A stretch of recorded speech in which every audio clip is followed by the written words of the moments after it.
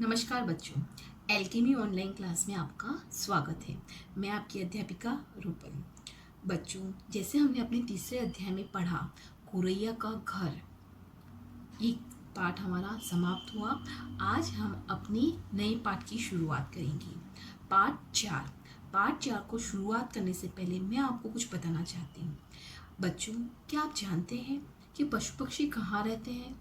उनका घर कैसा होगा? आपने कभी देखा है? हाँ, आपने टीवी में ज़रूर देखा होगा कि शेर का घर कहाँ होता है। हाँ, चिड़िया कैसे अपना घर बनाती है। क्या आपको पता है चींटी अपना घर कैसे बनाती है?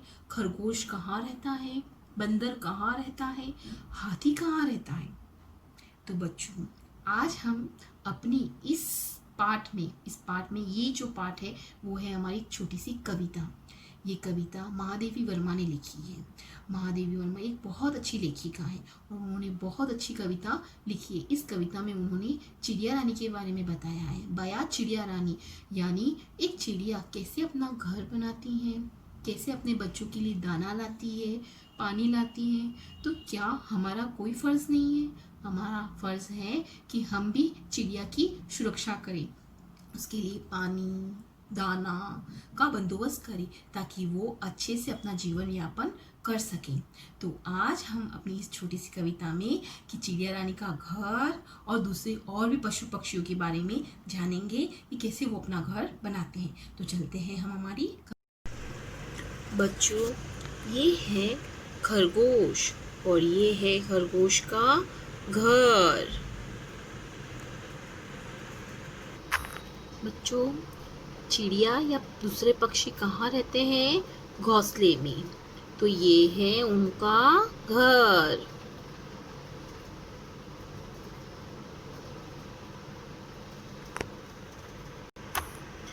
ये है गाय का घर। गाय को हम कहाँ रखते हैं? तबेले में। ये किसका घर है? गाय का। ये है चिड़िया, ये है चींटियों का घर। चींटियाँ ऐसे हील जैसे बनाकर और उसमें करके रहती है, गड्ढे करके। ये है चींटियों का घर।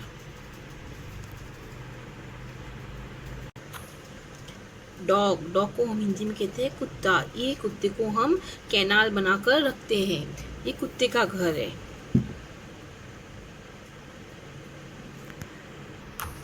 ये है शेर। शेर कहाँ रहता है? गुफा में। दिख रहा है आपको? शेर कहाँ रहता है? गुफा में। ये है बंदर। बंदर कहाँ रहते हैं? जंगल में।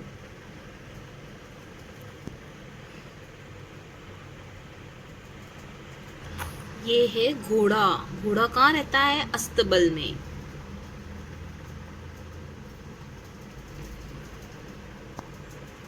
ये है मछली। मछली कहाँ रहती है? पानी में। हाथी कहाँ रहता है? जंगल में। हाथी का घर जंगल में होता है। वो अपने झुंड के साथ रहता है।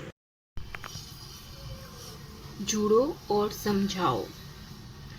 सभी जीव जंतुओं के अपने अपने घर होते हैं।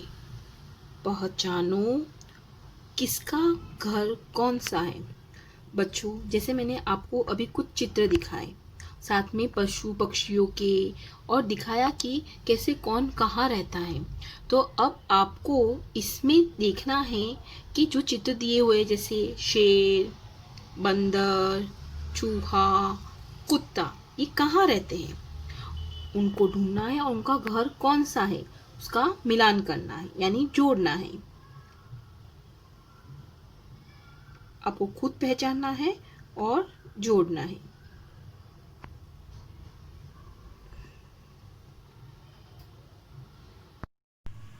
पाठ 4, बया हमारी चिड़िया रानी। बच्चों, ये एक कविता है जो प्रकृति और प्राणी जगत से, जैसा मैंने आगे के पाठ में बताया था कि बया यानी चिड़िया, एक चिड़िया है और वो कैसी दिखती है उसके बारे में भी मैंने आपको बताया। तो आज हम ये कविता पढ़ेंगे और ये कविता महादेवी वर्मा ने लिखी है। इसकी लेखिका कौन है? महादेवी वर्मा, यानी कवयित्री कहते हैं उसे। तो चलते हैं हम हमारी कविता की तरफ। चिड़िया को अपना घोंसला बनाते तथा बच्चों के लिए खाने पीने की चीज़ों का प्रबंध करते देखकर बाल मन संवेदना से भर जाता है। वह चिड़िया को अपने से दूर जाने से रोकने के लिए हर संभव मदद करना चाहता है। तो आइए शुरू करते हैं कविता। आओ पढ़े। बया हमारी चिड़िया रानी, तिनके लाकर महल बनाती। मैंने आपको आगे भी बताया कि तिनके यानी सूखी घास आदि का छोटा टुकड़ा। बया हमारी चिड़िया रानी, तिनके लाकर महल बनाती, यानी चिड़िया अपना घोंसला किससे बनाती है? सूखी घास और छोटी छोटी जो लकड़ियाँ होती है छोटी तिनके वाली, उनको जोड़कर अपना घर बनाती है, महल बनाती है। उसके लिए तो वह महल ही है। ऊंची डालों पर लटकाती। अब आपको मैंने पहले भी बताया कि बया का घोंसला कैसा होता है? लटकता हुआ होता है। वो अपना घोंसला कैसे बनाती है? पत्तों और तिनकों से बुन कर बनाती है, ऐसा होता है। खेतों से फिर दाना लाती, नदियों से भर लाती पानी।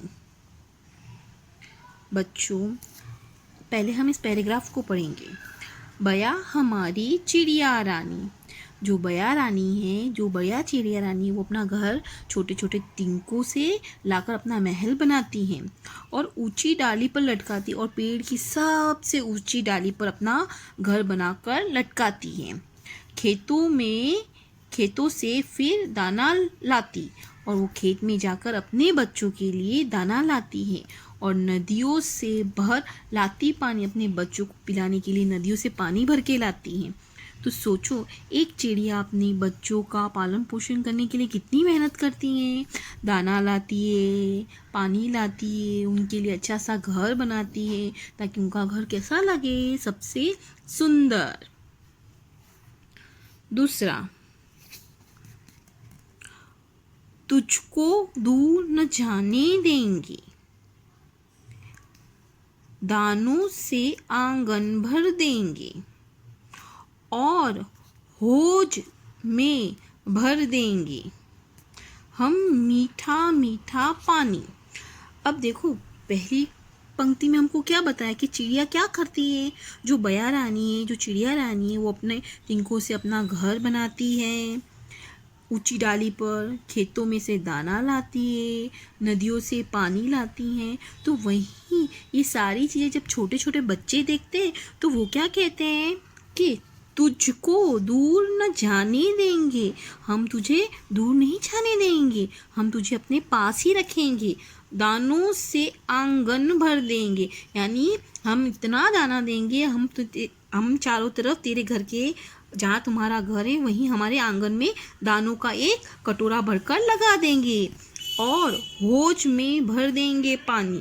होज यानी पानी की टंकी, हम मीठा मीठा पानी, होज यानी पानी की टंकी। तो बच्चों, आज हमने ये 2 पैराग्राफ पढ़े, इन्हें फिर से दोहराएंगे। बया हमारी चिड़िया रानी, तिनके लाकर महल बनाती, ऊंची डालों पर लटकाती, खेतों से फिर दाना लाती, नदियों से भर लाती पानी। तो सोचो, जब एक चिड़िया अपने बच्चों के लिए कितनी मेहनत करती है, तो यहाँ पर बच्चों ने उस चिड़िया के लिए क्या, उसके सारे काम को आसान कर दिया। तुझको दूर न जाने देंगे, दानों से आंगन भर देंगे और होज में भर देंगे हम मीठा मीठा पानी। हम तो तेरे लिए पूरी पानी की टंकी, होज यानी पानी की टंकी को भर देंगे। ये है आपका आज का गृह कार्य। सही उत्तर पर सही का निशान लगाओ। चिड़िया अपना घर किससे बनाती हैं? पत्थरों से, कागज से, तिनकों से। चिड़िया अपना घर कहाँ बनाती हैं? पेड़ की ऊंची डाल पर, छत पर या नदी के पास। कविता में चिड़िया से कौन बात कर रहा है? मैना, बच्चे या चिड़ा? तो बच्चों, आपने आज जितनी कविता सीखी है उसको अच्छे से गुनगुना कर याद करना है। कल जो भाग बचा है हम उसे अपनी अगले कालांश में दोहराएंगे और सीखेंगे और कुछ नया। जो प्रश्न मैंने आपको दिए हैं वही आपको अपनी अभ्यास पुस्तिका में लिखने हैं और करने हैं याद। तब तक के लिए धन्यवाद।